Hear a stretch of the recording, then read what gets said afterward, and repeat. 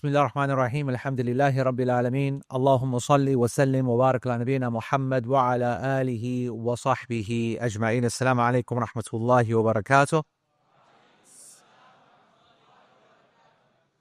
حياكم Allah. It's good to be with you guys. I hope that you're all comfortable with English, because my Urdu is absolute zero. Not zero, but like 2 out of 10, which is like zero anyway. And I want to say that although it was a very nice and generous introduction by Yahya, I want to say that absolutely no problem with any fazul question, okay? So the exact opposite of what he said. Magar, the point about the politics, yeah, let's stick to that one, because I want to be able to fly home, alive, safe, sound. So let's leave politics out of it. But every fazul question you can think of, these are the good questions. Because as he said, today is a unique session. We are not going to focus on a topic. We're not going to focus on anything except that which you want to hear a perspective on, some discussion on. And sometimes, you know, a person can be in an environment like you are, which is all about study and knowledge and scholars and this and that, and you are missing out on a fundamental piece of knowledge. Or there are certain facts that you've never just kind of felt the need to ask. And I see this a lot with my kids. My kids are obviously, they're practicing, they're hufaz, they have a mother and a father who are teachers and, you know, of deen and Qur'an and everything. And sometimes when I'm speaking to them, it's amazing the knowledge gap that they may have on something very fundamental. That I kind of assumed that, how would you not know something like that, living in a house like this, which is a house of knowledge and Qur'an and libraries and books and this and that? How would you not know that? And it's the silliest thing on my behalf to assume that everyone is covering all the kind of things that I would be thinking of. So it would again be silly of me to assume that the same thing is happening with you guys, even though you're in an Islamic environment with nothing but Islamic role models and teachers and knowledge around you. There will be gaps. So this is an opportunity for anything that comes into your head, just throw it out there. Let's see what we can contribute to that discussion. And there's one or two things that I do want to just start, you know, the session off with. One on Qur'an and one on teachers. Two things which dominate your lives here at Al Huda. One, because this is a Qur'an-based institute. Its roots is from a very talented teacher of the Qur'an that turned this into a phenomenon. And obviously it is the Qur'an which is the phenomenon itself, but Allah subhanahu wa ta'ala chooses people, teachers, to be able to be that conduit, or that way in which the Qur'an and its miracle is spread in the hearts of people. So I want to mention some points, especially considering recent times and a lot of controversies in recent times and some things that have been happening in recent times. I want to link it into these two topics. So the first one with the Qur'an.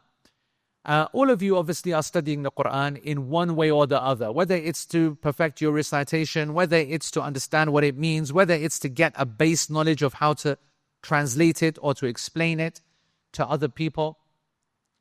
But the Qur'an cannot be the end of the road, or the, I want to say, formal sciences, whether it's the teas, the tartil of it, the tajweed of it, the tilawa of it, the tafsir of it, the tadabbur of it. This cannot be the end of the road. So whether you are already qualified, or you've already done a degree, or you're already in a profession, or whether you are currently in the middle of combined studies in which you hope to go into a job and you're also studying the Qur'an in one way or the other, the second you step out of this place, the Qur'an will die if you do not make it relevant. The Qur'an will die in your hearts unless you make it relevant. The Qur'an is something which is a blessing. It's a gift. At the moment, you're kind of either being forced to be here by parents, or you're choosing to be in this environment because you're in a good place at a good moment. And whilst you're here in that environment, you can't exactly walk out of that environment. You can't exactly leave it halfway, the program that you're on. And so at the moment, you're living a very Qur'an-dominated lives because it's being kind of controlled for you, either because of a decision you chose and you're disciplined in sticking to it, or either because you have parents that are trying to control that for you. But soon you're going to be alone. And soon you're going to need to fend for yourself in the world out there. You're going to need to earn. You're going to need to raise a family and so on. And you will therefore not be in the same environment. And the Qur'an will not be playing the same role when you are working and when you are raising a family and when you are holding the responsibilities that you will be.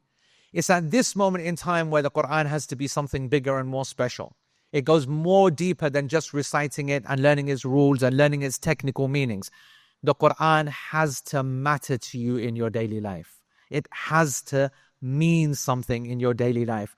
The Qur'an has to be the same way that you look at your mobile phone, or the same way that you have that attitude that I cannot leave home or go anywhere without my phone with me in my pocket. You should be thinking that the Qur'an is something that I must have in my heart, its values, its principles, its rules, its guidance, its power. And when I say power, I mean its barakah. I mean that which we cannot explain. I mean miraculous power. I mean that which you can't be able to kind of account for. You can't prepare for it. But just the Qur'an being there is giving you some special advantage, some special light. Just like when we read all the ahadith about how the Qur'an will come to us in our graves for the ones who recite it, this is not something that can be explained. It makes no sense. When you look at a grave, it's a very small area, 6 foot down, 7 foot in length, couple of feet wide. It doesn't make sense that there's another person there with you. It doesn't make sense that the Qur'an will come in the shape of someone very handsome and very confident bringing and be there in your support when there are others that are trying to torture you or trying to cause you problems. And all this action is happening in a small area. It doesn't make any sense, but it's not meant to make sense. That's why it's called the ilmul ghaib, the knowledge of the unseen. Because it's not seen, it cannot be observed, it cannot be studied, and it cannot then be explained. The only way that we can understand it is to accept wherever it comes from our source, which is Allah subhanahu wa ta'ala. Well, we have some of these matters of the ghaib in our life as well. So it's not just post-death that the ghaib is relevant, but in our lifetime as well. One of the most special skills, my brothers, one of the most special skills that you will develop is to be able to bring the ghaib into your daily life where you believe in it more and you experience it more and you feel it more than the opposite to the ghaib, which is the alam al-shahada. These are the two worlds that we have, the alam al-ghaib and the alam al-shahada, the seen world and the unseen world. The alam al-shahada, which means that which is witnessed, which you see, if you look at when you study maths, or when you study science and everything, it's all based upon a hypothesis. And then you test the hypothesis, then based upon the results, you come to a conclusion. This is what's called the scientific method. The scientific method is the basis for all education, whether it's a written form or science, in its physics and chemistry or organic chemistry or whatever the field of knowledge is, it always follows the basic principle of the scientific method. Even literature, even the arts, it has to be observed, learned, and then it's explained.